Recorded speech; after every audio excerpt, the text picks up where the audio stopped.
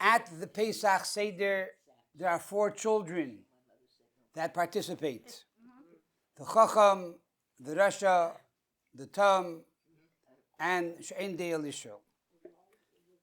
To expound upon the questions and the answers of the 4th child, ושאינו יודע לשאול, to understand what this means, and more importantly, psychologically, how we use it today to educate our children and our families. The Haggadah says, ושאינו יודע לשאול, at psachloi, shenemar, v'yigarata levincha b'yom ahu lemar, ba'avur zeh asa Hashem li b'tzeisi mimitzrayim. And regarding the one who doesn't know how to ask, you will open the conversation for him. As it is stated in Exodus 13:8, and you will speak to your son. The word Haggadah means to speak, to articulate, to tell the story to your son on that day, saying, for the sake of this, ba'avur zeh, what does that mean? Did the Lord do this for me in my going out of Egypt? Who is this ושאינו יודע לשאול? Who is he? Who is she? Let's understand this on 5 levels. First and foremost, if you have 4 children, one is wise, one is wicked, one is simple, one that cannot ask, you would think that the wicked one is the worst, so it should be number 4. And in truth, it is number 4 in Kabbalah. Yet in the Haggadah, it's number 2. Who is number 4? The one that cannot ask. Why is this child worse than the Rasha? Why is he worse than the wicked child? But the answer is, as we shall soon see, because he has no interest. ושאינו יודע לשאול means he has no interest in asking. What do you do with a child who has no interest? What do you do with a child who is indifferent? It's not that they're angry about Judaism. They simply have no desire for Judaism. What do you do? Says the Haggadah, how do you deal with this child? At psachloi, your job is to open them up. How do you do this? First and foremost, at psachloi. It doesn't say atah. The difference between at and atah is masculine. Right. At is feminine. The first most important rule is not to be a man, not to bring about corporal punishment. When the father deals with the child, it's all about boot camp. Here the Torah says you must be feminine, and that is to bring love and compassion to this child. That is the first most important rule of how to deal with a child who is indifferent and has no interest. Number 2, the remez, the hint. What do you tell the child? V'yigarta levincha, b'yom ahu. Tell the child about that day. What is that day? That day is not going out of Egypt.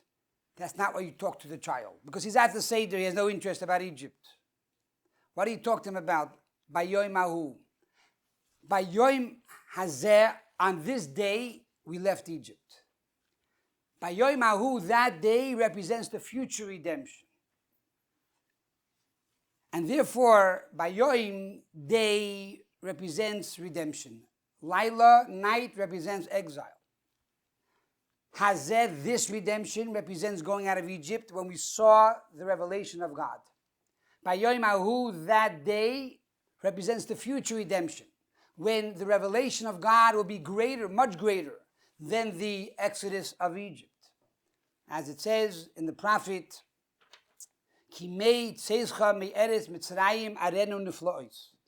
that the wonders that we will see when Mashiach will come will be greater and wondrous compared to the miracles we saw when we left the land of Egypt.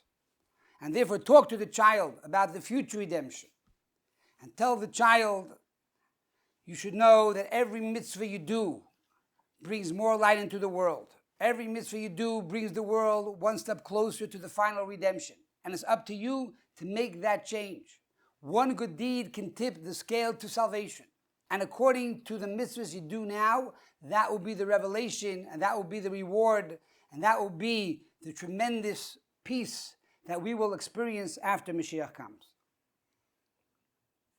Furthermore, there's a teaching from Rabbi Chaim Palagi, a great Sephardic rabbi. He says, if you look at the words, V'yigarta levincha bayoim, and you shall tell your child, on that day, the first three letters, the Vav, the Lamid, and the Beis, the first letter of each word, the acronym, spells out liboy, his heart.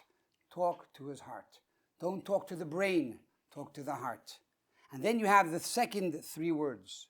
Hahu lemer ba'avur spells out liba, her heart. Talk to his heart and talk to her heart. And that is the way you are going to inspire that person. And that is the way you're going to psachloi, open them up to be interested and to get involved. Durush, what is the homiletics? It says in the verse, V'yigarta levincha, and you shall tell your child on that day, lamer saying. What does that mean? Why do we need the double terminology?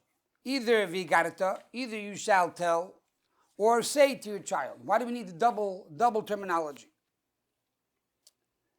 So I believe that the answer is v'yigarta, this is the obligation on the parent. You shall tell the stories of the redemption. You shall tell the stories of the future redemption of Mashiach.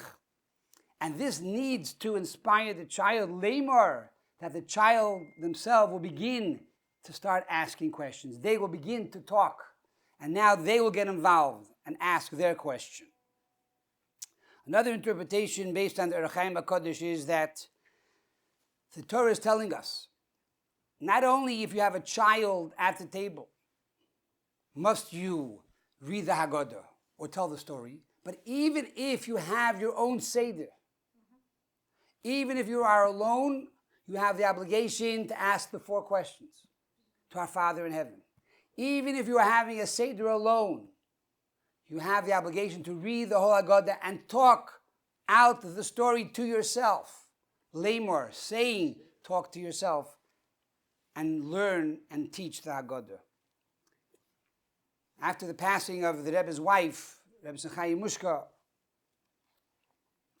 the very Halberstam told her son, Ari, who was killed by terrorists, to go and ask the Rebbe, to tell the Rebbe that my mother said that she would like to invite you to our Seder because she doesn't want you to be alone at the Seder. So the Rebbe responded, tell your mother I won't be alone. My father-in-law will be together with me at the Seder. The previous Rebbe is coming down. We're going to have the Seder together. But lemor means even if you are alone, you shall read the entire Haggadah and speak about the miracles that God brought upon the Jewish people.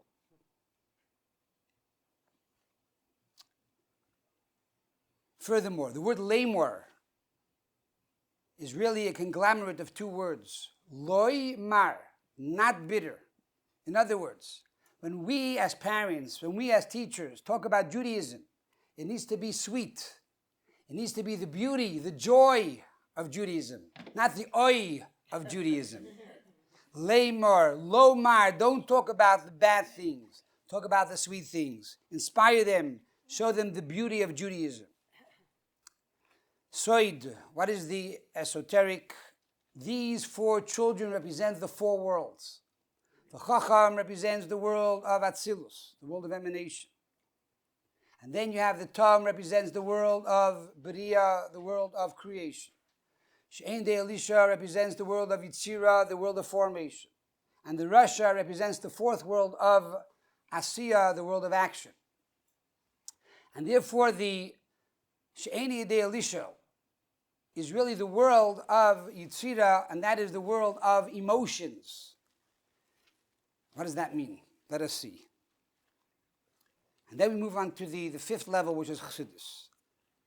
What does it say about this person, this child? Who is this child? This ושאינו יודע, לשאול, the one that cannot ask.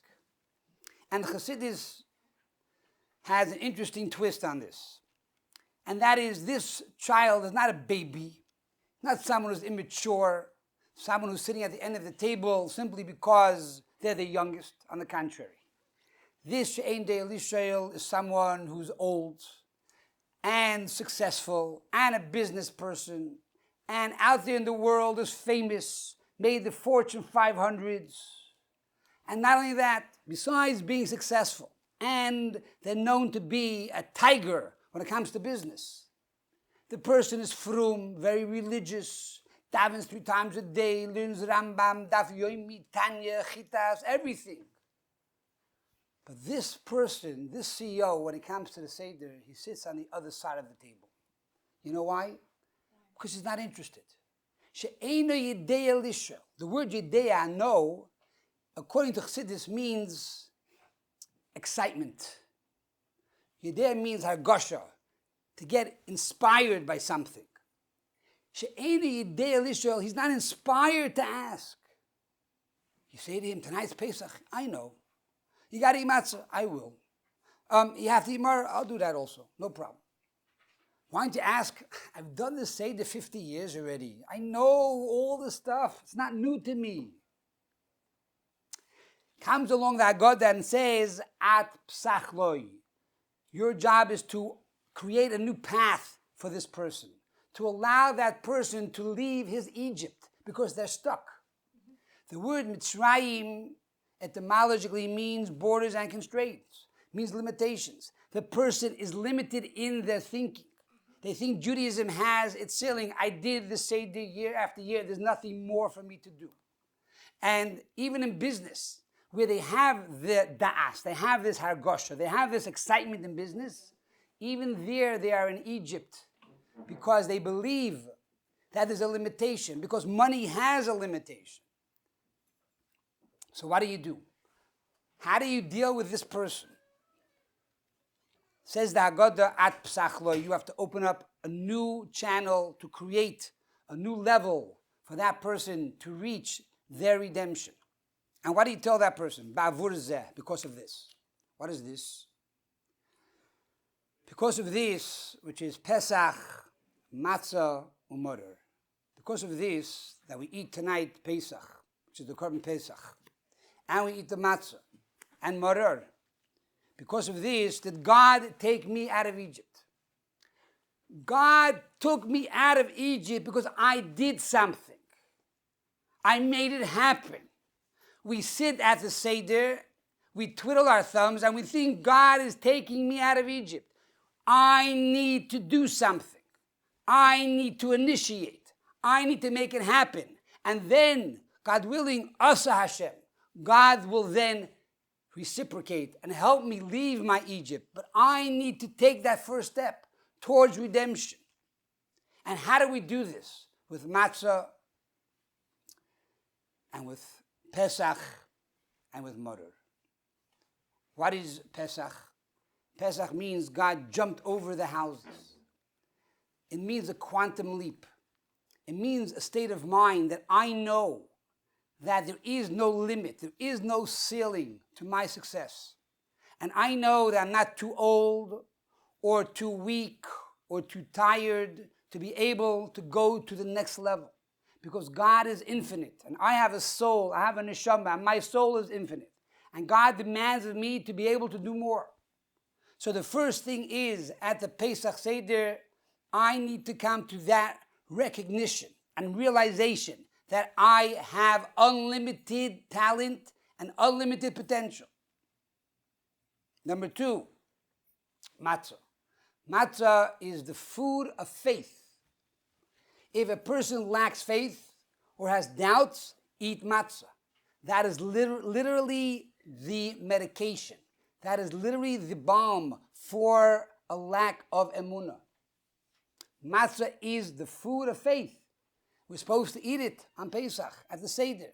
And for 7 days, by eating matzah, this increases your faith, especially the shmura matzah, the handmade matzah. the $50 a pound matzah. That is the real remedy. And I'm sure if you go to the drugstore and you take out your Medicaid card, they'll give it to you for free. Because you say it's medicine. I need it. I need it for my soul. I need this remedy. So the second thing is to instill this ושאינו יודע לשאול with faith. And once you have these two ingredients of Pesach and matzah, then you come to murder. Murder means introspection. It means bitterness. That a person begins to acknowledge their faults, the deficiencies, knowing how much more I could have done and how much more I should do. And this creates a transformation in the person to allow him to start to go out of his Egypt. And Egypt is not something which we left years ago, but every day there's a new Egypt, because what we accomplished yesterday becomes the Egypt for today. We need to go to the next level. So at Pesach, our job as teachers, as parents, as guides, as mentors, as influencers, is to create a new path for people to find redemption. And then by doing so, Osa Hashem, God will help that we will leave Egypt. But we need to be the ones who want to leave Egypt. We need to be the ones to initiate. A story is told that a man once came to the famous tzaddik, known as the Tiferes Shlomo of Radomsk. And he said to him, Rebbe, I need money. I need a loan.